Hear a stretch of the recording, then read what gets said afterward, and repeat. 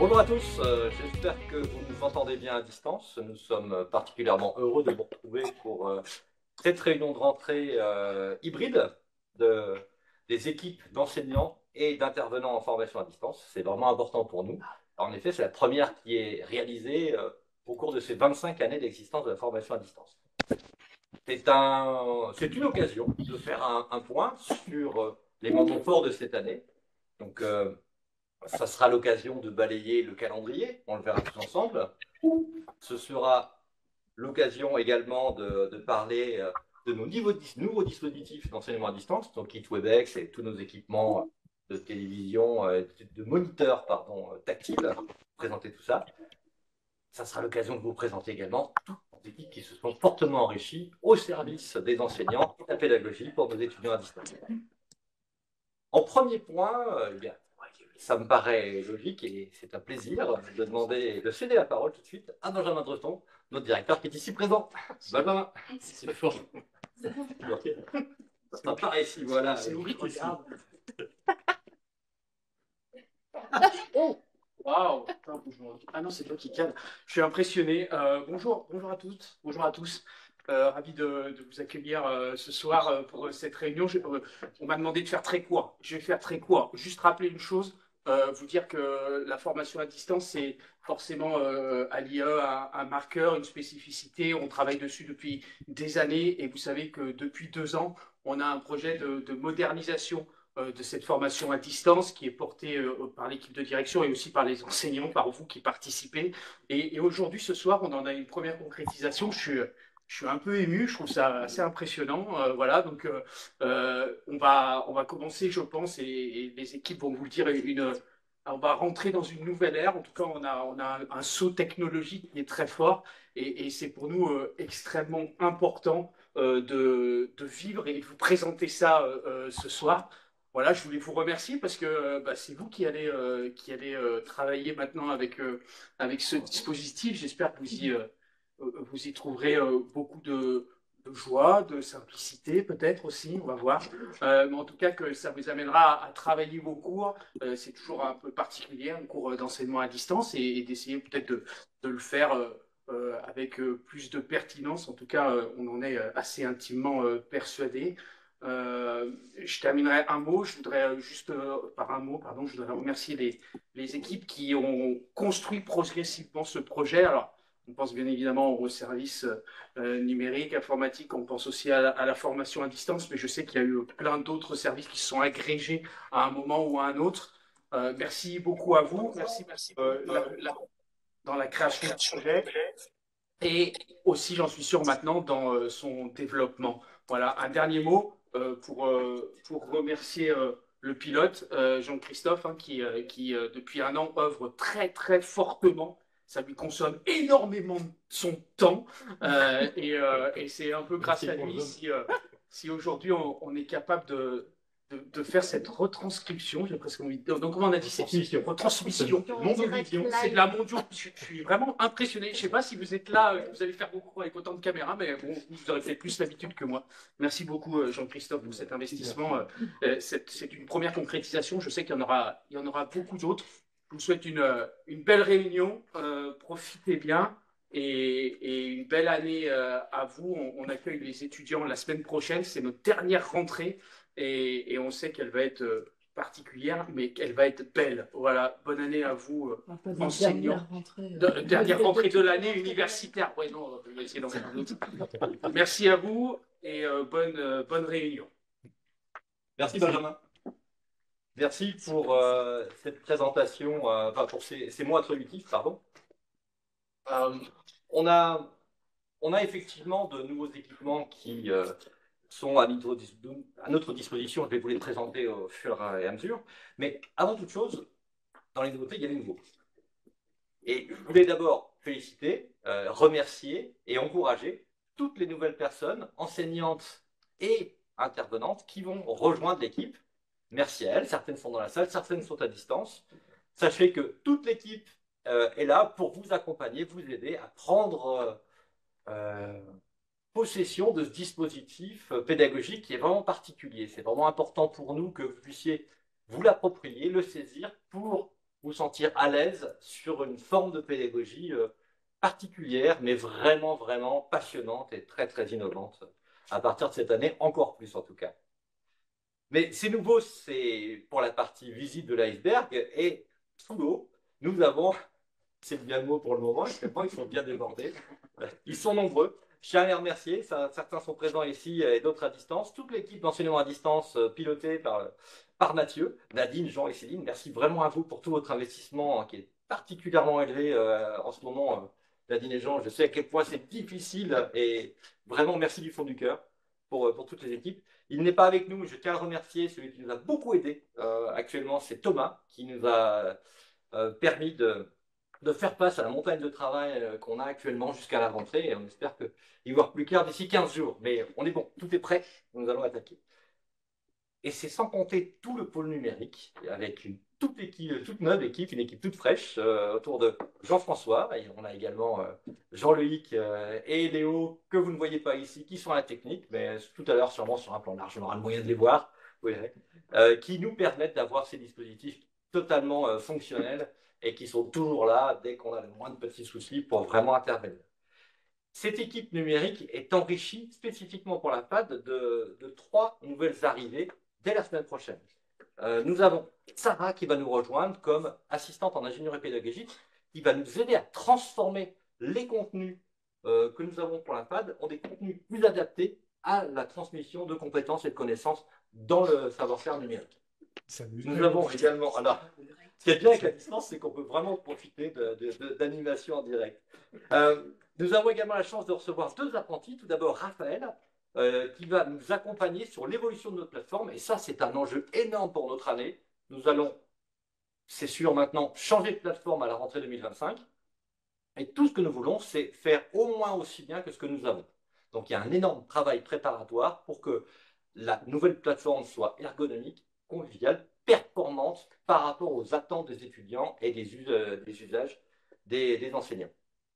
Et enfin, nous avons besoin aujourd'hui des compétences, on va dire en motion design, en After Effects, en montage graphique, pour faire que nos animations PowerPoint à 2 clics passent un cap supérieur et permettent vraiment de mieux saisir les éléments qu'on souhaite transmettre pour les expliquer. On dit toujours qu'un dessin vaut mieux que 1000 mots, ben, ça sera l'occasion de le transformer en animation. Donc, bienvenue à eux au sein de notre équipe. Ce sera une équipe qui vous sollicitera au cours de l'année pour vous proposer leurs services au fil de l'eau. Ils sont à la disposition des enseignements numériques pour la formation à distance, mais pas uniquement.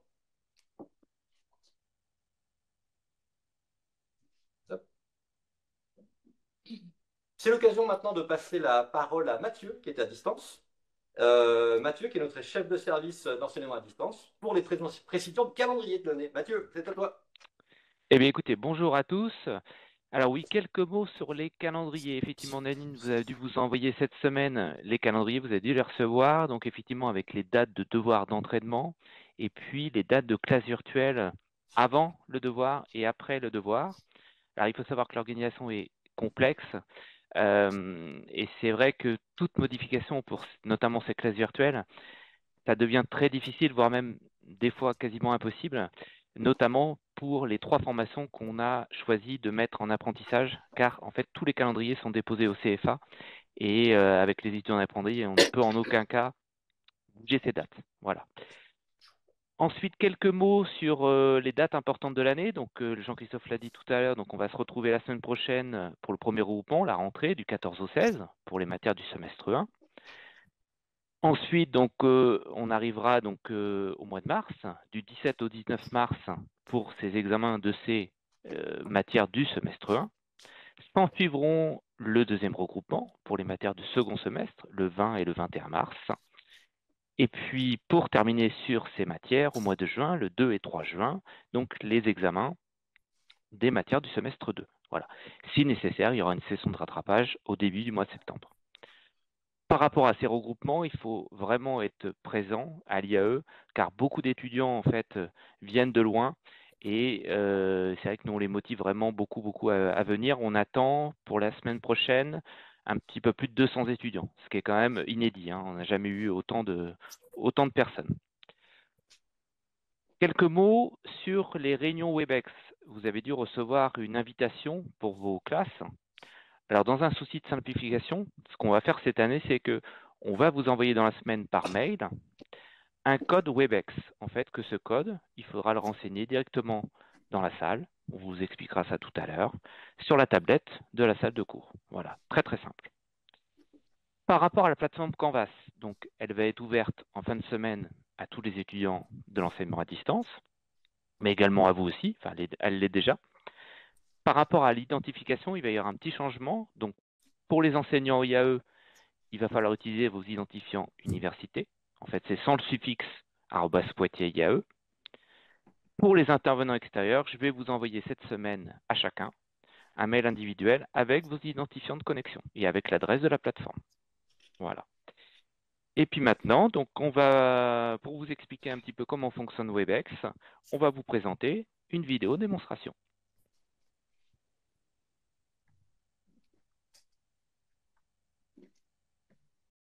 Une fois dans la salle de cours, sur la tablette près de l'ordinateur, vous pourrez rejoindre votre réunion WebEx. Pour cela, il suffit de cliquer sur l'icône WebEx et de rentrer le numéro de réunion qui a été généré lors de la planification. En cliquant sur le bouton Rejoindre, vous allez pouvoir vous connecter à la réunion et échanger avec vos interlocuteurs.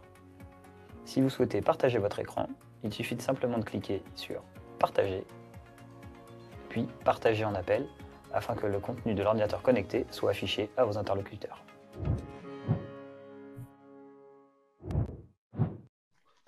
Merci Mathieu pour cette présentation très claire du calendrier de l'année sur la formation. On va revenir en détail parce qu'il y a effectivement quelques changements pédagogiques qui sont présents dans ce nouveau calendrier, mais il y a également des changements technologiques. Vous avez commencé à le voir avec ce code WebEx. Ça va être l'occasion pour nous de vous présenter les nouveautés maintenant, après les nouveaux. Si on a vu qu'effectivement l'équipe s'était enrichie, c'est également un ensemble de nouvelles activités qui vont être possibles grâce au dispositif que nous avons. C'était un point important pour nous, premier préambule, de réussir à monter en qualité. Si on fait de l'enseignement à distance, il faut qu'on puisse, suite au relatif échec de ce qui a pu se passer pendant le Covid, on a vu qu'on n'arrivait pas à faire de la classe à distance, personne n'aime ça, ça se passait mal. Il faut qu'on puisse réussir à faire des visios de qualité dans un sens comme dans l'autre. Donc nous avons fait le choix cette année d'un dispositif très ambitieux, comme je vais vous le présenter plus en détail, qui va nous permettre de faire vraiment un cours de qualité à distance. Non seulement nous allons pouvoir diffuser nos PowerPoint et les annoter, ou bénéficier d'un tableau blanc qui sera diffusé en haute qualité, ce qui change vraiment ce qu'on avait pu faire avant. Nous allons pouvoir très bien voir les étudiants à distance, mais en plus, tous ces éléments-là vont être possiblement captés pour pouvoir alimenter nos cours par la suite avec nos étudiants qui sont en asynchrone. Alors, pour que de la visioconférence fonctionne correctement, nous avons fait le choix de préparer un petit fascicule virtuel, une vidéo, que nous envoyons fin de semaine à l'ensemble des étudiants, donc plus de 400 cette année, je rappelle, ce qui est quand même assez impressionnant pour nous, ça nous donne le vertige, qui va leur expliquer comment bien faire, bien apprendre en visioconférence. Donc ce sont des règles qu'il faudra nous appliquer également à nous. C'était autour de trois points, c'est très simple. Avoir un bon équipement, avoir une bonne connexion et avoir un bon comportement. Un bon équipement, c'est avoir un casque et un micro de qualité suffisante pour pouvoir entendre et s'exprimer sans que cela perturbe la réunion. Une caméra qui vous permette d'être filmé correctement, dont l'emplacement, ça sera également un élément important. La bande passante, elle est primordiale. Les contenus sont compressés, mais il est important d'avoir un endroit où on est sûr d'avoir une connexion stable pour pouvoir suivre son cours. On a insisté auprès des étudiants là-dessus parce que certains sont en mouvement quand ils se connectent ou alors sont sur des réseaux de téléphonie et les connexions peuvent se perdre. Et dernier élément, et c'est le plus important, c'était vraiment le comportement. J'insiste là-dessus parce que vous pourrez demander à l'ensemble des apprenants de respecter les règles de comportement qu'on leur demande pour la visioconférence. Si nous nous obligeons à faire des cours de qualité dans les meilleures conditions possibles vis-à-vis d'eux, ils doivent être respectueux de cela en respectant ces règles. Ces règles, c'est quoi en termes de comportement? C'est se positionner pour un cours en avance et pas débarquer en cours de cours, avoir une caméra bien cadrée, allumée. J'insiste sur le fait qu'elle soit allumée et le micro coupé. On n'est pas une série télévisée qu'on peut regarder en faisant quelque chose d'autre en même temps. C'est un cours. Donc le cours, on est présent, disponible pendant ce cours, pendant l'heure, l'heure et demie de la durée du cours, et on ne fait rien d'autre que le cours. Donc vous avez vraiment la possibilité de rappeler ces éléments qui sont envoyés par vidéo à l'ensemble des étudiants. On pourra vous mettre le lien, si vous voulez, de la vidéo dans les codes WebEx qu'on vous enverra. Comme ça, vous verrez les critères qu'on met en avant. Mais c'est vraiment important, j'insiste là-dessus. Si nous, on fait l'effort de mettre la qualité, ce ne sont pas des clients, c'est un échange. Et on doit être capable de se positionner au même niveau de respect pour garantir la qualité et le succès de nos classes virtuelles. Alors, concernant les nouveautés maintenant, je peux en parler plus en détail. Vous voyez, autour de 4 points rapidement, il y en a plus, mais on voulait faire un format un peu réduit. Tout d'abord, les classes virtuelles et regroupements. Nouveau format, on en parle depuis longtemps. Les classes virtuelles remportent un très grand succès auprès des étudiants. Il y a vraiment une demande par rapport à ça. Chaque année, on est à l'écoute des retours des étudiants. On se rend compte que le regroupement est essentiel. Il y a besoin de ce moment présent physiquement ou même à distance. Donc la distance, on aura ce qu'il faut pour que ça se fasse de manière qualitative. Mais la limite qui était soulevée, souvent, c'était la durée de ces classes. Il y avait trop de classes de 3 heures d'affilée. C'était vraiment difficile pour eux. Et moi-même, j'avais tendance à vouloir profiter de ces 3 heures pour faire le maximum de cours et faire toute fascicule en version accélérée. On est nombreux à être convaincus que ça ne fonctionne pas et le choix est fait de réduire cette durée. L'idée, c'est vraiment d'avoir un temps de présentation du fascicule, des attendus, de la philosophie du cours et des contenus d'évaluation, le temps de prendre connaissance et de poser les bases pour que la séquence pédagogique qui va s'étaler sur 3 mois se déroule dans les meilleures conditions. Une fois cela posé, on a 1h30, 1h40, 1h45, les classes virtuelles, ça change par rapport à ce qu'on avait avant. On a toujours notre classe virtuelle de correction du devoir d'entraînement. Ça, c'est classique et important pour les étudiants pour comprendre, pour s'auto-évaluer par rapport à ce qu'ils ont pu faire. Mais la grande nouveauté, c'est que cette année, nous rajoutons une classe virtuelle à mi-chemin entre ces 2 temps de prise de contact. Elle est vraiment demandée et elle est faite par un nombre très important de collègues. Je n'ai pas la statistique exacte, mais je pense qu'on ne doit pas être loin des 50% des collègues qui font 1, 2 à 3 vidéos ou classes virtuelles pendant cet interstice d'apprentissage pour accompagner les apprenants dans leur processus d'acquisition de compétences et de connaissances. Donc ce temps, Mathieu en a parlé, il y a un calendrier qui est déposé, les dates ont été arrêtées. Comme on a des formations en apprentissage, j'en parle dans le dernier point, maintenant, on a peu de marge de manœuvre par rapport à ces dates. Donc j'espère que ça fonctionnera pour tout le monde et qu'on arrivera à faire que ce calendrier qu'on propose aux étudiants de manière très carrée dès le départ de l'année puisse être tenu au plus proche de manière à garantir un déroulé pédagogique avec le moins d'accro possible. Autour de ce nouveau format des classes virtuelles et du regroupement, se dresse un équipement particulier. On a parlé d'un équipement WebEx que je vais vous présenter ici sur la salle que nous avons. Nous avons ici actuellement 10 salles équipées cette année. Donc on n'a pas chômé depuis le mois de juillet. 10 salles équipées d'un système de double écran avec un système de visioconférence WebEx. Donc vous le voyez à l'écran, j'ai un écran tactile sur ma gauche, un écran non tactile, j'insiste sur le fait qu'il soit non tactile, vous verrez, c'est écrit, cet écran n'est pas tactile, donc n'appuyez pas sur la dalle, ça ne fonctionnera pas. Ça fera des taches de couleur, mais ça n'écrira rien.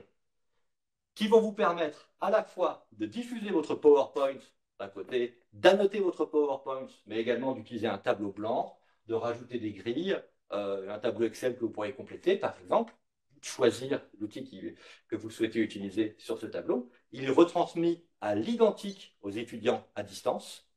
Et sur un deuxième écran, la possibilité, comme vous avez le plaisir de vous voir ici, de voir les étudiants qui seront à distance pour suivre le cours. Donc ça va permettre de travailler vraiment en hybride avec des étudiants en présentiel et en distanciel. Pour la captation du son, vous avez des dalles au plafond, ne les touchez pas, ça fonctionne naturellement. Et vous avez un système de caméra assez sophistiqué qui permettra de filmer les personnes qui parlent. Donc vous n'avez là non plus rien à faire, c'est censé fonctionner normalement. Tout ce que vous avez à faire, c'est aller du côté de la tablette Webex qui sera posé normalement à côté de l'ordinateur de pilotage de la salle et lancer la réunion en tapant le code. Vous pourrez brancher votre ordinateur personnel sur le câble USB-C qui sera à votre disposition pour diffuser le contenu de cours, utiliser une clé USB directement sur l'ordinateur. Et dans cette salle de réunion, il y a une particularité supplémentaire, on peut diffuser en sans fil les contenus de cours.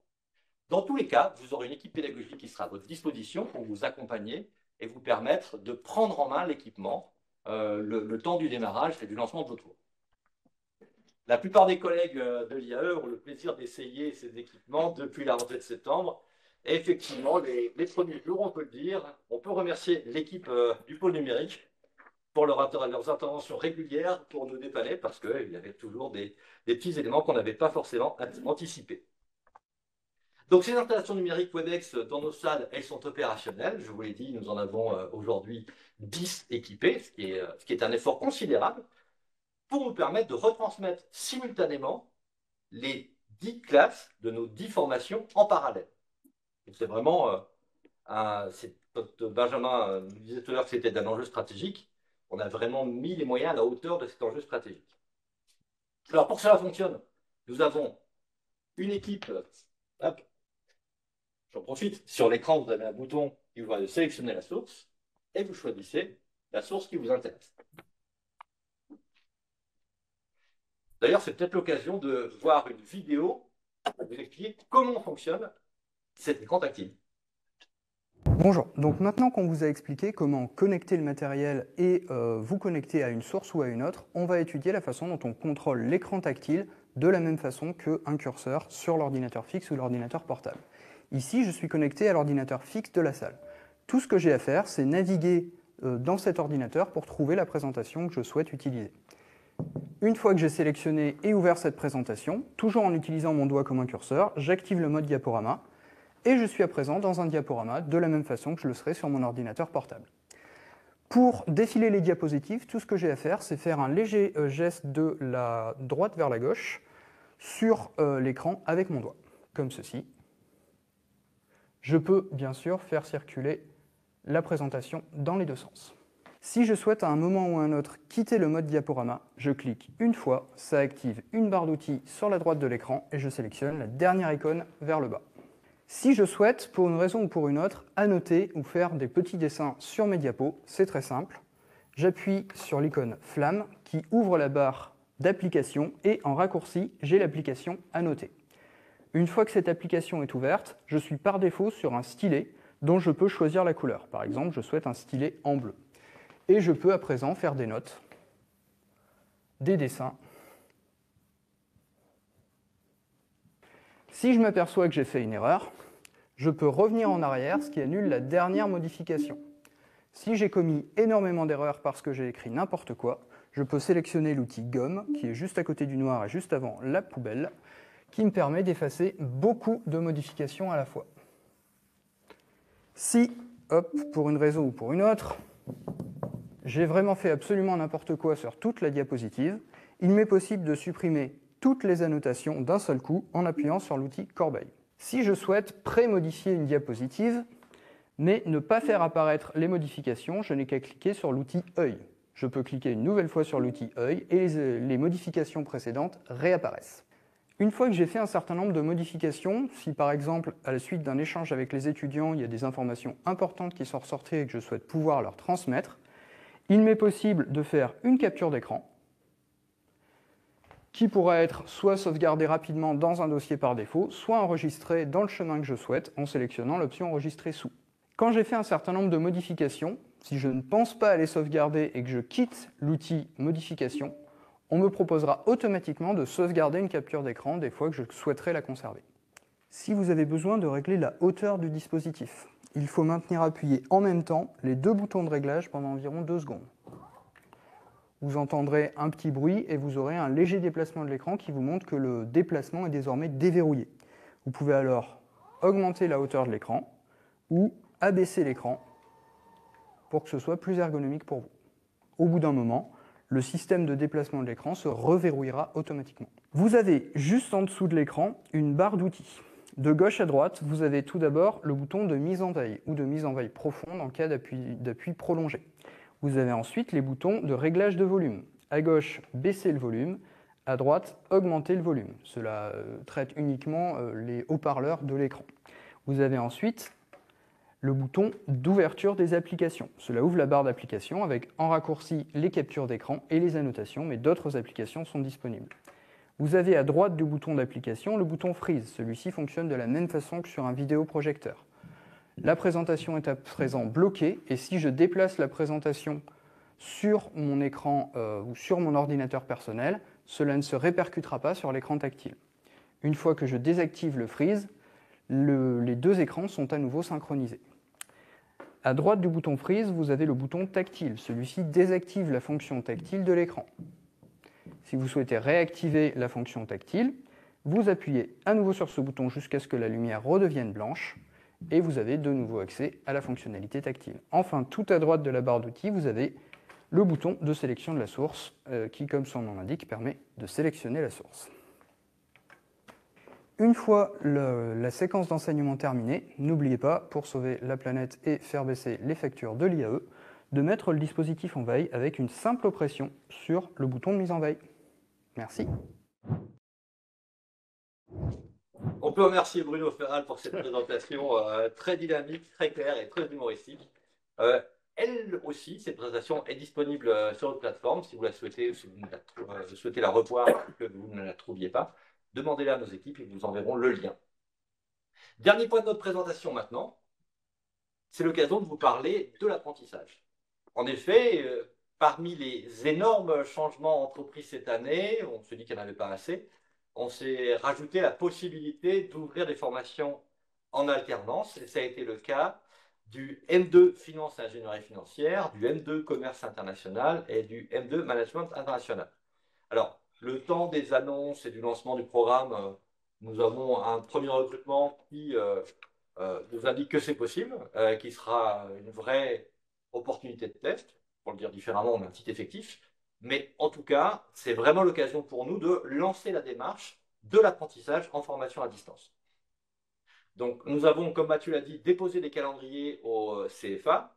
Ces calendriers sont enregistrés et les dates sont difficilement modifiables.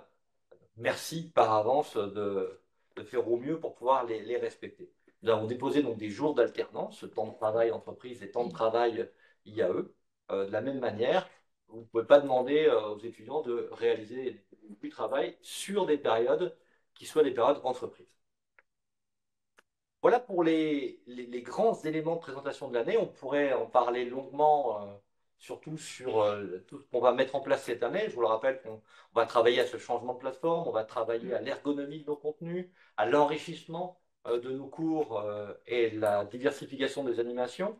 Nous allons augmenter les possibilités de captation vidéo pour faire des montages de cours de la meilleure qualité possible, pour faire des capsules spécifiques. Si vous le souhaitez, nous serons à votre disposition pour travailler ensemble des enregistrements sur des morceaux particuliers que vous voudriez mettre à disposition, plutôt que de répéter 5 ou 10 fois la même définition aux étudiants. C'est parfois plus simple de faire une vidéo enregistrée.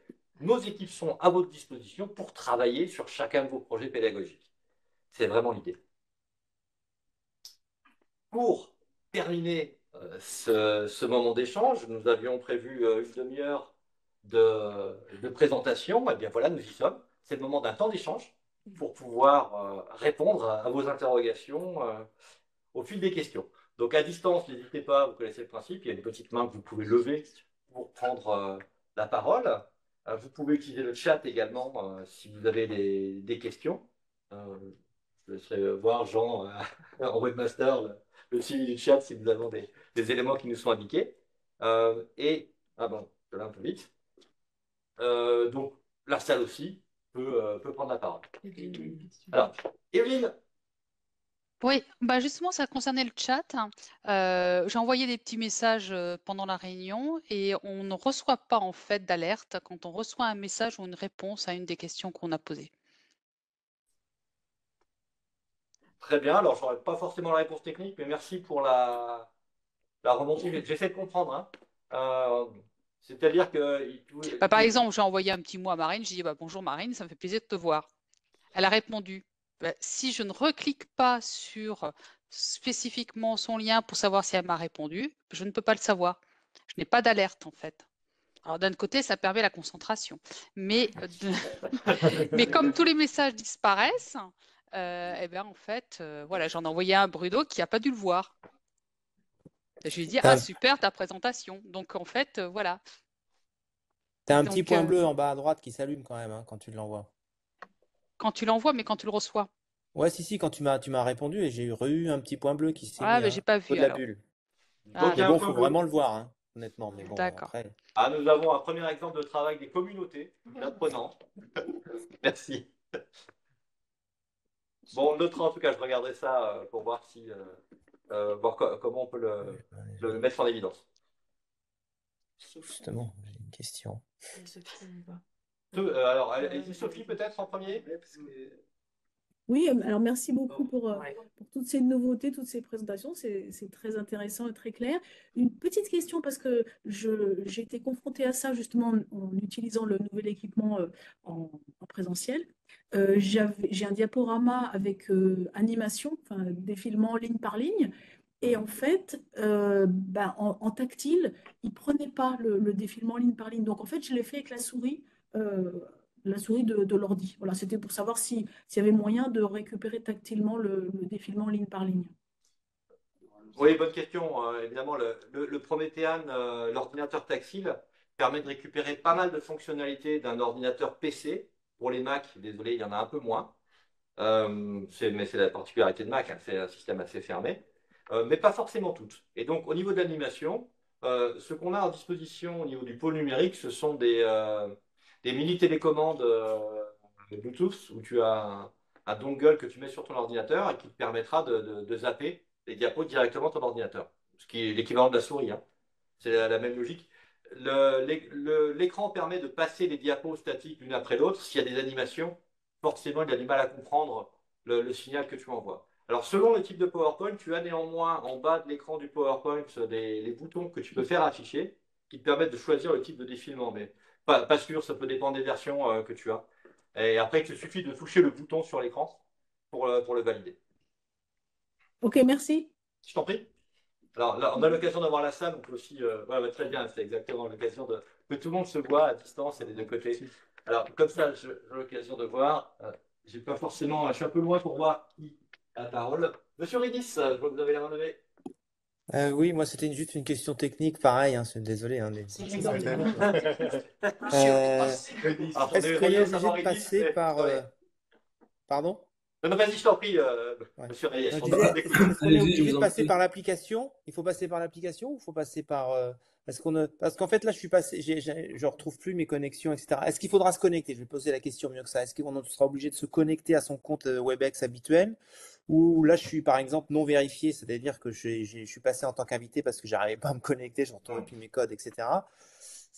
Voilà, parce que j'imagine que de toute façon, maintenant, on passera toujours par WebEx, quelle que soit classe virtuelle, tout, ça sera forcément WebEx. L'idée, c'est effectivement d'utiliser un vrai système de visioconférence. Désolé de dire, mais Teams, c'est Non, mais... du web, je ne sais plus comment, mais c'est pas de la visioconférence technologiquement. Hein, c'est pas un avis personnel, c'est juste deux catégories de produits. Et l'intérêt de notre dispositif et de nos équipements, c'est que tu n'as besoin que du code de la réunion. Du moment que tu gardes le mail qu'on t'a envoyé avec le code, tu le tapes sur la tablette, ça se connectera automatiquement. Et ton ordinateur, comme le mien ici, s'occupe de diffuser sur l'écran tactile, et c'est le WebEx qui récupère l'écran du tactile pour la diffuser en ligne. Donc, tu n'as pas besoin techniquement de te connecter sur WebEx sur ton ordinateur. Ok. Ça, c'est important. C'est vraiment, on a voulu faire le truc le plus simple possible. C'est la salle qui se connecte. D'accord. Juste, je rebondis. Ça, c'est pour les regroupements et les classes virtuelles. Et là, les classes virtuelles, on va vous envoyer un dispositif, on prépare une vidéo, on est déjà en train de réfléchir à la manière de mettre en place la chose. Plusieurs possibilités s'offrent à nous. La meilleure, technologiquement, des possibilités, c'est de venir faire la classe virtuelle dans une des salles de cours ici. Évidemment, ce ne sera pas forcément possible pour tout le monde, mais sachez-le, vous allez pouvoir travailler, et si on met en plan large ici, on va pouvoir le voir. Je peux m'imaginer faire cours aux étudiants que je vois sur ma gauche, ici, et présenter mon PowerPoint sur la droite. les caméras qu'il y a en haut de l'écran vont pouvoir me filmer et je pourrai faire vraiment un cours avec mes étudiants en face à face et le PowerPoint, ma présentation sur le côté. La caméra sera inversée, hein, ce qu'on verra, c'est pas moi de dos, il y aura vraiment la caméra qui fonctionnera. Là, elle est désactivée pour des questions techniques. Ok. Merci. Donc, il y avait, j'avais coupé, c'était M. Redis qu'on avait coupé tout à l'heure. Oui, oui, je vous remercie. Vous m'entendez? Parfaitement. Bien, très bien. Bah, écoutez, merci pour cette présentation très, très détaillée. Alors, bon, je me souviens qu'on a un petit peu essuyé les plâtres au moment des soutenances, hein, tous les deux, là, sur cet outil. Alors, c'est vrai, comme vous dites, on est un petit peu au-delà de Teams ou de Zoom ou des outils classiques qui sont quand même nettement moins d'options. Donc, ce qui fait que c'est quand même un petit peu compliqué. Donc, ma question elle est très simple. Moi, je vais venir bientôt pour le premier regroupement. Est-ce qu'on aura une assistance technique à disposition en temps réel? Alors, l'assistante, non, parce que l'équipe est exclusivement masculine, mais l'assistance, oui. L'assistance, oui, l'assistance. Nous avons une équipe qui est sur le pont pour les 3 jours des regroupements, qui sera dans les couloirs. C'est pas uniquement d'ailleurs l'équipe numérique, ça sera également l'équipe EAD et des équipes administratives qui étaient formées pour le lancement des réunions. Donc, rassurez-vous, on aura les codes au cas où, mais idéalement arriver avec votre numéro de réunion et on s'occupe de lancer la réunion et de connecter votre ordinateur. On sera là dans les couloirs, c'est vraiment important pour nous que ces moments soient une réussite pour tout le monde, le plus simple possible, pour les enseignants, le plus confortablement possible pour les étudiants en présentiel et en distanciel. Donc là-dessus, soyez sûr qu'on met les moyens pour que ça fonctionne. Et vraiment, l'idée, c'est que toutes les classes virtuelles hybrides que nous allons faire à partir de lundi soient retransmises à 100%. Bien. Bah, vous m'envoyez rassuré. Je vous remercie. Merci. Alors, il y a de nombreuses questions, j'alterne avec la salle. On va commencer par Charlotte. Oui, c'est plus une remarque qu'une question, parce que ça peut être un petit peu stressant quand on va donner un cours en hybride, de se dire qu'il va y avoir une captation vidéo, voilà, et juste bien rappeler qu'il va y avoir un montage après. C'est-à-dire que c'est pas la captation vidéo directe qui va être mise en ligne comme c'était le cas, et c'était déjà une bonne chose, mais c'était le cas jusqu'à présent, où quand on faisait nos cours à distance, on avait la vidéo qui n'était pas montée, mais qui était directement mise en ligne. Et là, je crois que c'est important de préciser qu'il y aura un travail de montage qui sera fait. Et donc, tout à fait. Enfin, non, mais c'est rassurant pour les enseignants, en fait. C'est un très bon point que je n'ai pas abordé, je m'en excuse. Merci de le rappeler. Ça me donne l'occasion de donner quelques éléments de précision. Ce qui est enregistré, c'est le PowerPoint diffusé avec le commentaire. Et on voit possiblement les images des participants. Donc nous, au montage, on peut recentrer que sur le PowerPoint avec les commentaires, sans les images des participants. Là, pour Bruno qui dit il faut savoir que j'étais encore plus mauvais avant le montage de Léo. Oui, donc on a bien lu ton commentaire, Bruno, ça a fonctionné. Ça s'est affiché pour tout le monde. Donc oui, c'est important.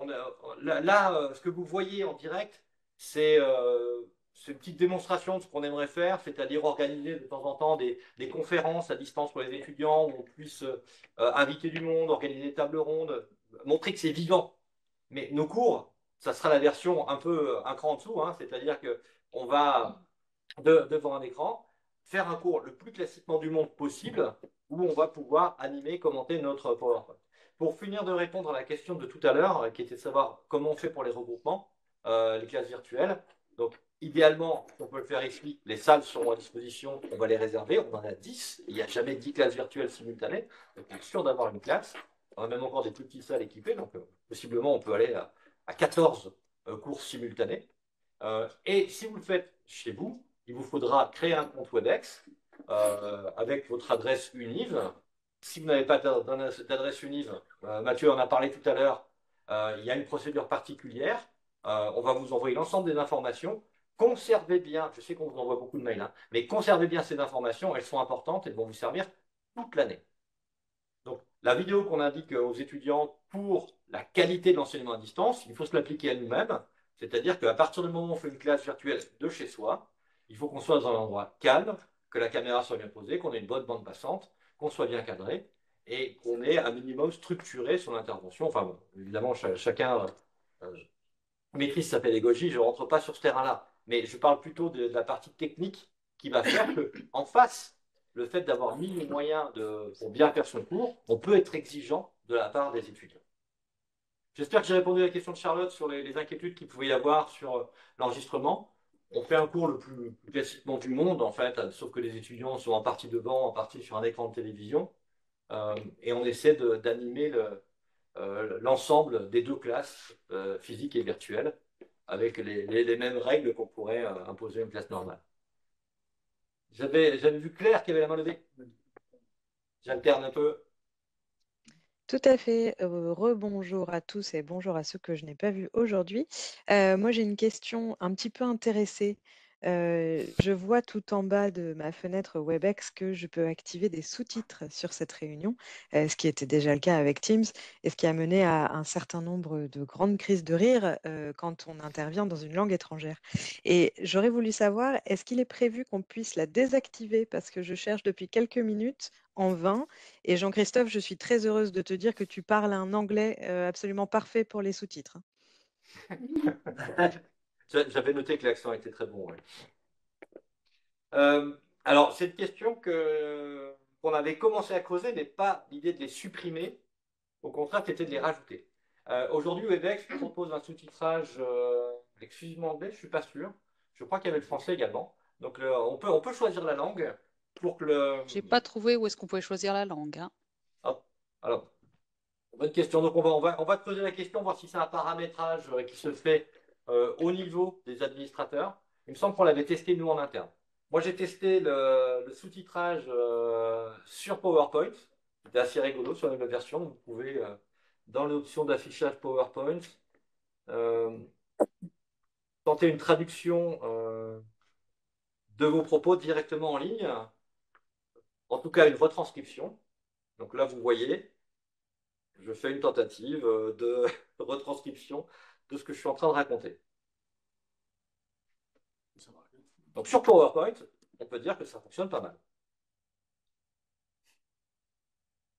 Voilà. Je rebondis et je complète, Jean-Christophe, c'est qu'en fait, là, la langue qui est décelée par l'IA qui est en train de faire le sous-titre, dans notre réunion là, actuelle WebEx, c'est anglais. Donc, c'est-à-dire que toi, tu parles en français et les sous-titres qui apparaissent sont en anglais. Donc, tu imagines bien que c'est problématique. Mais le chemin inverse va être vrai aussi.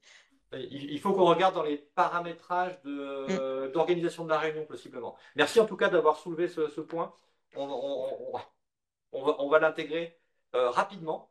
Si on doit modifier les classes virtuelles de la semaine prochaine, ça pour éviter les activations de sous-titres. En complément, en fait, quand on utilise WebEx, on peut utiliser l'IA Compagnon qui nous fait un résumé, mais comme ce résumé, il suppose qu'on parle également en anglais, on a un résumé en anglais qui ne veut strictement rien dire et qui est complètement inutilisable. Donc deux solutions, soit on trouve le bouton pour passer en français, soit on se met tous à parler anglais. Alors, plus sérieusement, on va creuser la question. On n'a pas abordé ce point à ce stade. Merci pour cette remarque. Moi, je ne vois pas de sous-titres. Est-ce qu'il faut l'activer? Parce que je vois des gens parler de sous-titrage, mais je n'en ai aucun. En fait, la dernière icône qui est la plus à gauche de ton écran, qui est avec une sorte de deux petits C, il y a écrit masquer ou afficher les sous-titres. Il n'y a pas encore le camerounais.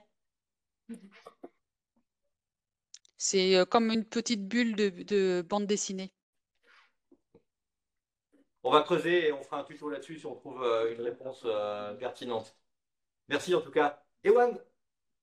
Non, oui, c'était Jean-Paul Capo. Ah pardon, oui, comme tu veux. Non, c'était juste pour savoir, découvrir un peu. Monsieur Reddit, j'ai plus son prénom. Reddit, oui, Jean.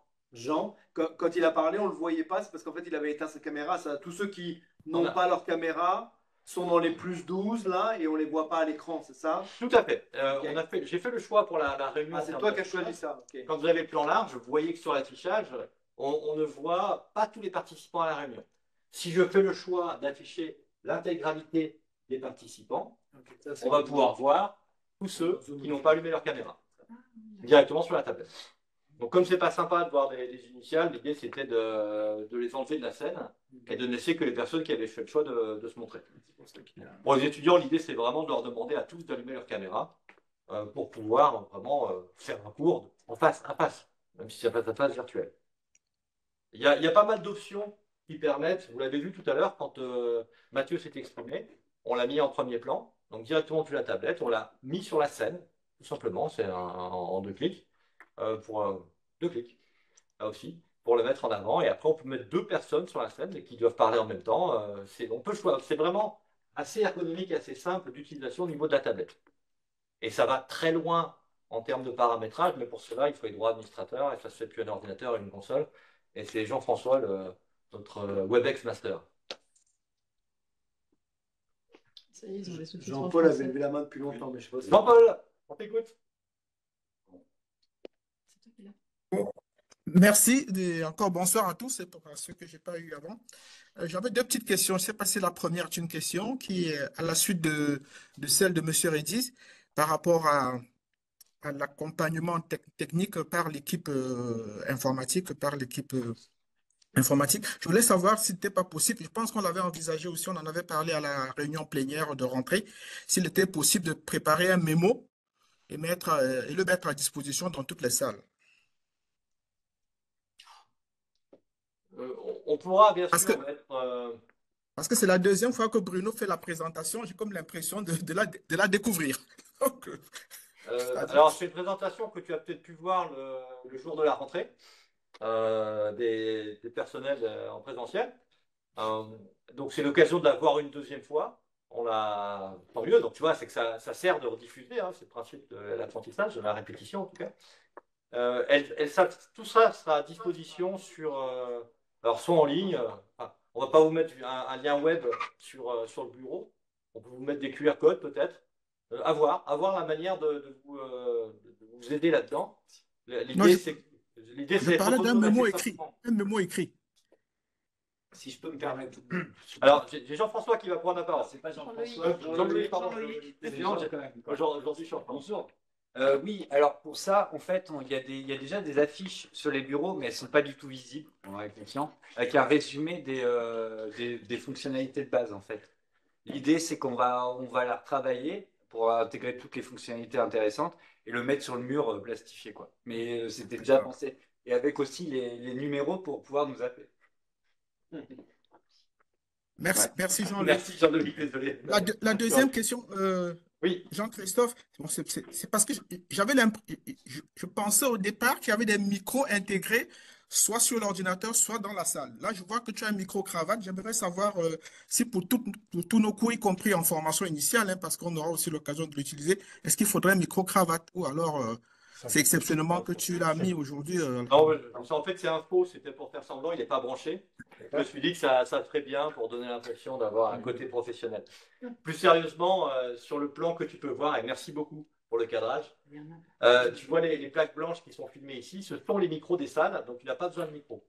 Ah d'accord, merci. Et là, comme on a un système avec une régie de montage dans la salle, pour pouvoir vous diffuser à la fois de la vidéo, des personnes à distance, le système est un poil plus complexe. Et si jamais il y avait un souci de son, c'est un micro de secours pour que je puisse continuer à échanger avec vous. Mais il n'a même pas besoin de servir tellement l'équipe a été efficace. Merci à elle. Au passage. J'ai vu qu'Evelyne avait levé la main. Merci, Jean-Paul. Ouais, c'était une question sur justement là, il y a une vidéo qui est sur place. Si on est assis et qu'on se lève, comment ça fonctionne par rapport à vos caméras quand on est dans la salle? Alors, nous avons des micros au plafond, nous avons des caméras qui sont dans la barre là en haut. Vous voyez, c'est une quad-cam, 4 caméras pour filmer différents angles, donc selon le côté où vous êtes. Et vous avez une caméra tourelle automatique qui est fixée, il y en a une dans chaque salle, qui vous permettra d'être filmé sans que vous n'ayez rien à faire. La caméra est calée sur un plan large et vous filmera et s'occupera en fonction du son de vous repérer pour filmer. Et c'est uniquement pour diffuser votre image. Encore une fois, ce qui est enregistré, c'est le PowerPoint commenté avec les annotations que vous pourriez mettre dessus. Donc, quand il y a en fait finalement une prise de parole dans la salle, ça va se focaliser sur la prise de parole dans la salle. C'est bien ça? Exactement. Ce sont les caméras de la barre qui est ici, qui zoomeront automatiquement sur la personne en fonction de la zone de son détectée. D'accord. Donc ça veut dire qu'on ne peut pas vraiment faire de cours TD, hein. C'est vraiment un cours plutôt magistral avec des questions-réponses, mais s'il y a du travail en groupe, ça va être un peu rapidement le bazar, quoi. Eh bien, la remarque est bonne, Evelyne, évidemment. Il y a des séquences de cours qui n'ont pas forcément vocation à être restituées dans une vidéo. Donc on va les couper au montage, tout simplement. C'est-à-dire que les parties d'animation, on les gardera, et ça, en accord avec l'enseignant ou l'enseignante, on verra les morceaux qu'on souhaite enlever, qu'on souhaite garder. Si on souhaite créer des capsules spécifiques, parce que à un moment donné, je sais que cette définition, elle est importante, donc je vais faire attention à bien l'énoncer, à avoir un PowerPoint clair à ce moment-là, parce que ce morceau-là, le rush, je vais le garder pour en faire une capsule spécifique, définition et explication de tel thème ou activité, processus ou autre. Voilà. Donc, c'est de la matière première qu'on capte. Après, derrière, on voit ce qu'on en fait. Et l'idée, c'est qu'on ait aussi la possibilité, si on souhaite, de faire des enregistrements supplémentaires pour compléter ou reprendre des morceaux qu'on n'aurait pas forcément bien fait. On a tout l'équipement qu'il faut et le process de production est OK maintenant pour pouvoir essayer de produire le plus vite possible des contenus pour chaque enseignant intervenant pour enrichir ces contenus d'enseignement à distance. Bon, il y a un studio de maquillage? C'est le morceau qui nous manque. On va y travailler, peut-être, mais ça va être dur à négocier dans le contexte actuel. On verra. Peut-être on fera des tutos maquillage dans un atelier, on verra. Merci. Rien n'est garanti par contre. Fait par Jean-Christophe. Ouais, pas sûr que vous soyez content de la déco à la fin. Pas de nouveau marché, hein, dit Virginie. Ouais. Pas de nouveau marché, ouais. C'est plutôt plâtrier et pince, mais c'est plus compliqué. Il y avait encore peut-être des mains levées. Je crois que j'avais vu Jean Révis qui avait la main levée. Est-ce que c'était une main qui n'était pas descendue? Ou une autre question? Non, en fait, elle était restée levée. Je l'ai baissée entre temps parce elle ne se baisse pas automatiquement quand on prend la parole. Voilà, tout à fait. Quelle que soit la plateforme, elle peut rester levée. Ouais. Mais juste peut-être, j'en profite. Excusez-moi, j'avais une question. Oui. J'en ai pour 5 secondes, mais excusez-moi. Quel sera donc l'usage de ces vidéos que vous allez capter et remonter? Ça sera mis en ligne avec les cours ou on reste sur le même principe habituel. La captation du cours sert exclusivement aux étudiants de la formation. Eux seuls ont accès à cette vidéo pendant l'année d'études à laquelle ils sont inscrits. À la fin de l'année, ces vidéos ne sont plus disponibles en ligne. Elles peuvent vous servir de matériaux pour construire du contenu pédagogique. C'est vraiment l'idée, c'est qu'on a besoin de matières premières souvent pour fabriquer du contenu pédagogique. Et l'idée, c'est de se servir de ces captations pour faire des éléments supplémentaires. Mais ça sera à votre demande si vous souhaitez qu'on fasse des éléments supplémentaires, bien entendu. L'idée, c'est pas de fabriquer des choses sans même vous en parler. Si on pourra peut-être vous faire des propositions si vous le souhaitez, évidemment, si vous n'avez pas forcément d'idées. C'est pour ça qu'on a une équipe d'accompagnement pédagogique qui se crée, pour essayer de voir comment on peut favoriser l'apprentissage à distance. Je ne sais pas si j'ai répondu à votre question, monsieur Redis. Oui, non, merci, c'est très clair. Merci. Madame Coupel, vous avez la main levée? Oui, bonsoir à tous. Merci. Alors moi, je suis intervenante extérieure, donc je ne suis pas enseignante au demeurant. Ça fait 4 ans maintenant que j'ai le plaisir d'intervenir sur la filière marketing-vente, et moi, je suis sur partie marketing-management. J'avais 3 points, et le premier, merci beaucoup de nous avoir inclus aussi en tant qu'intervenant extérieur, enfin, c'est important aussi de sentir qu'on appartient à l'équipe pédagogique, etc. Donc, je trouve ça très, très appréciable et de vraiment nous intégrer dès le départ. Donc, merci pour ça. C'était très clair. Voilà, c'était mon premier point pour vraiment vous remercier, parce que je me doute du travail que ça peut représenter derrière. Donc, c'est toujours appréciable. Mon deuxième point, c'était relié un petit peu à cette conversation qu'on vient juste d'avoir sur cette captation vidéo et après la possibilité de faire des capsules. Donc on peut par exemple nous y accéder à nouveau et derrière venir auprès de l'équipe qui est en train de se monter pour dire voilà, en gros à je sais pas, à la minute 30 par exemple, j'ai 5 minutes que je voudrais pouvoir mettre en capsule est relié avec, je sais pas, ce que je dis à la minute 55, par exemple. Est-ce que c'est ce genre de direction qu'il va vous falloir pour pouvoir monter ces capsules ou comment on va apprendre au fil de l'eau aussi, peut-être, je ne sais pas. Merci. Déjà, Et j'ai un troisième point vas-y, après. laisse Ouais, terminer, je vous pardon. déroule tout. Le troisième point, alors c'est pas lié et oui et non. Enfin, je vous parle de ça parce que je travaille dans une entreprise informatique spécialisée dans les communications entre les entreprises et leurs clients finaux. Donc le gros mot en ce moment, c'est l'IA générative. Je ne sais pas comment c'est abordé. Est-ce qu'on a une politique commune qu'on doit partager, sur laquelle on doit être mis au courant, nous, par rapport à tout ce qui est Copilot, Gemini, ChatGPT et consorts. Voilà, quel est le positionnement aujourd'hui à l'IAE et dans la FAD plus spécifiquement pour que on sache si les étudiants nous posent des questions ou si on détecte des choses, comment on se place par rapport à ça. Merci beaucoup pour vos remarques, vos compliments. Effectivement, je peux vous assurer que l'équipe a énormément bossé pour cette réunion. Ils sont tous sur le pont ce soir et j'associe mes remerciements aux vôtres. C'est l'occasion parce que c'est un chouette moment.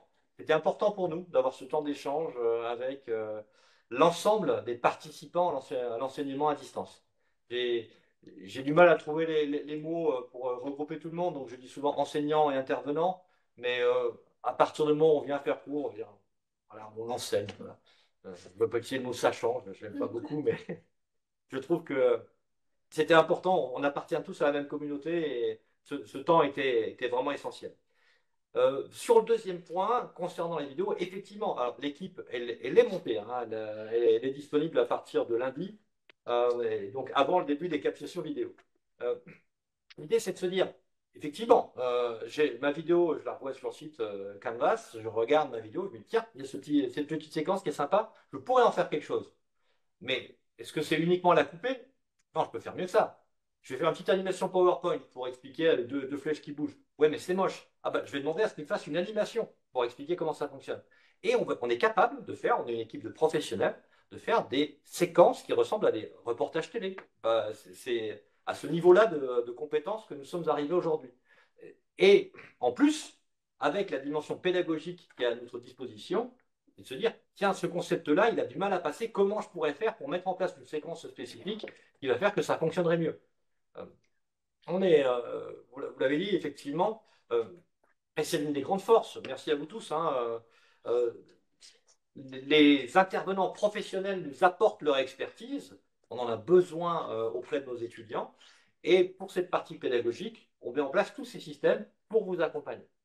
Les vidéos donc, sont simplement accessibles et vous pouvez faire le choix de la laisser telle qu'elle, de la faire reprendre en différents éléments. Alors, l'idée, c'est quand même qu'on fasse un truc qualitatif avec un générique de départ, un titrage. Si vous le souhaitez, on peut rajouter rapidement les titres de partie avec en encartant des diapos ou du titrage. On peut faire beaucoup de choses assez simplement. Et on peut aller encore beaucoup plus loin, comme je vous l'ai dit, il y a des capsules sur des modules spécifiques. On peut faire des enregistrements complémentaires pour revenir faire une voix off sur tel ou tel passage et en faire des éléments, encore une fois, au service de votre pédagogie. Vous les mettrez en ligne pour favoriser l'enracinement des apprentissages. Sur le troisième point, je peux vous assurer que c'est un point qui est vraiment au cœur de nos débats actuels. L'IA générative produit des mémoires, des documents, des rapports, des réponses qui ne sont pas forcément extrêmement convaincantes à ce stade, loin s'en faut, mais il est difficile pour nous des fois d'arriver à savoir quelle posture on doit avoir. Nous travaillons dessus. Sachez que c'est vraiment une réflexion importante pour nous. L'idée, c'est surtout que les étudiants maîtrisent leur travail, les compétences qu'ils souhaitent mettre en avant et les connaissances également.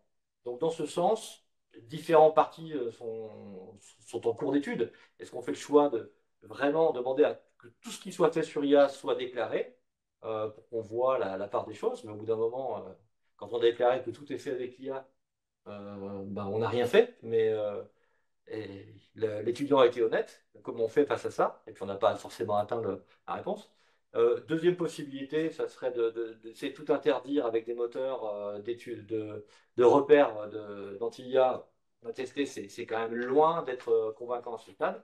Et il y a une troisième piste qui est une démarche plutôt d'accompagnement. Mais Stéphane Bellini, l'assesseur à la pédagogie de l'IA est présent. Si tu veux dire un mot sur ce sujet, Stéphane?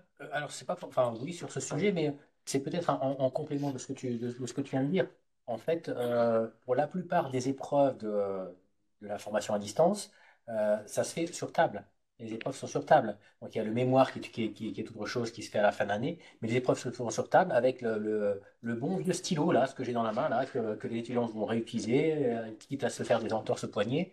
Et donc, ça prémunit quand même, donc sur table, sans ordinateur, avec du papier, du crayon, et ça prémunit de l'IA, au moins pour les examens, pour ce type d'examen. Tout à fait. Effectivement, sur cette partie examen, alors c'est sur table, papier ou virtuel, parce qu'on commence à mettre en place les examens à distance, mais le cadre est normalement suffisamment bordé pour qu'on n'ait pas de risque à ce niveau-là. La question se pose pour tout ce qui touche au contrôle continu et tout ce qui touche effectivement aux documents de synthèse à rendre avec un certain délai. Après, effectivement, sur la partie examen, etc. Moi, d'ailleurs, je les invite souvent, je leur dis, vous vous rendez pas compte, on n'écrit plus à la main, donc faites attention parce que ce qui vous attend, au final, ça va être à la main. Donc, écrivez. Dès que vous avez l'occasion, écrivez. Mais c'est plus parce que ça m'arrive d'avoir des échanges assez intéressants avec des étudiants, d'autant plus que on a quand même tous les profils en formation à distance. Et c'est une réalité aussi dans l'entreprise. Je vous pose la question, mais c'est une question qui se pose chez nous, c'est une question qui se pose au sein de moi, mes équipes. Et moi, je suis assez partisane de toute façon, ça, c'est là et ça arrive.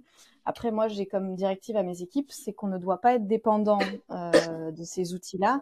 Et il faut être capable, et la matière grise, comme vous avez justement dit, les IA parfois génèrent des choses qui sont incohérentes. Donc, il faut bien être le garde-fou de ce que l'IA produit. Il faut surtout être soi-même avec bien au clair dans sa tête, bien construit avec la bonne connaissance pour pouvoir alimenter l'IA et la prendre comme un assistant qui va nous aider sur une base qu'on maîtrise et qu'on possède. Voilà. Est-ce que c'est ce genre de discours qui, si jamais la conversation vient, parce que je veux pas m'inscrire en faux par rapport à une philosophie ou quelque chose que dont vous êtes les gardiens aujourd'hui, même si je suis intervenante extérieure, je dois quand même aussi être le garant de la direction que vous prenez par rapport à ces sujets-là, qui sont des sujets présents et qui peuvent être soulevés par les étudiants, indépendamment du déroulé de la formation en tant que telle. Mais voilà, ils se posent des questions sur leur futur, sur s'ils font un shift dans leur carrière, etc., etc. Il n'y a pas de vérité aujourd'hui sur cette question. Comme je vous l'ai dit, on y travaille. Les responsables de filière vont essayer de poser le cadrage dès la rentrée sur ces questions d'IA et pourront revenir vers chacune des équipes pédagogiques parce qu'il est possible que vers certaines filières, ça soit plus important que dans d'autres, à voir selon les déroulés de l'année ou le type d'évaluation qu'il peut y avoir. Alors, toute cette cause, on a un groupe de travail qui se met en place pour vraiment essayer de proposer des pistes sur ces questions d'IA. L'idée est qu'effectivement, on doit faire avec, que les étudiants doivent se l'approprier sans devenir dépendants de l'outil. Et c'est aussi à nous de renouveler, trouver le moyen de renouveler nos pédagogies pour pouvoir nous adapter à cette évolution technologique forte. Et c'est vraiment, ça pose des questions très importantes sur le mémoire. Mais on y travaille, on y travaille. Il y a la conférence la semaine prochaine. Tout à fait, il y a une conférence la semaine prochaine. Bon, en tout cas, à ce stade, je ne peux pas vous en dire plus. Mais vraiment, c'est un dossier chaud pour nous. Je vois qu'il n'y a plus de main levée ni en visio ni dans la salle. On a légèrement dépassé le temps prévu pour cette conférence. Une dernière question, Jean-Christophe, si tu permets. Oui, Jean-Paul. Très rapide. Oui, c'était par rapport à l'écran tactile. Est-ce qu'il est possible d'avoir un stylet? Parce qu'avec le doigt, je suis moins à l'aise qu'avec un stylet. Ah, merci. Ils sont posés sur la télé. Donc c'est comme ça qu'on peut reconnaître l'écran tactile, c'est celui où il y a des stylos. Merci. J'en prie, et je vois qu'il y a une deuxième main levée, je ne l'avais pas vu, je n'ai pas eu le nom, monsieur Adriano, qui rejoint l'équipe pédagogique cette année. Bonjour. Oui, bonjour, vous m'entendez bien? Très bien. Oui, alors, veuillez m'excuser parce que je suis en déplacement professionnel. J'ai accusé un retard certain au début et j'ai pas pu avoir une grosse partie de la réunion, mais j'avais pas les moyens de faire autrement. Donc c'est avec plaisir que j'en... Ah, Pour la que j'assure un cours d'environnement. Voilà, des partenaires de la même université. Donc c'est un plaisir d'être parmi vous. Je voudrais juste demander, est-ce que la séance a été enregistrée? Est-ce qu'elle pourra être consultée plus tard? eh bien, écoutez, ça sera un très bon mot pour la fin, effectivement.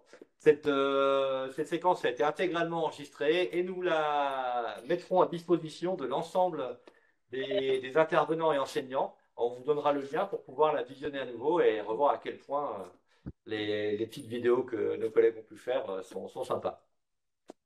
Je vous remercie. J'en profite pour clôturer cette réunion de rentrée. Merci à tous.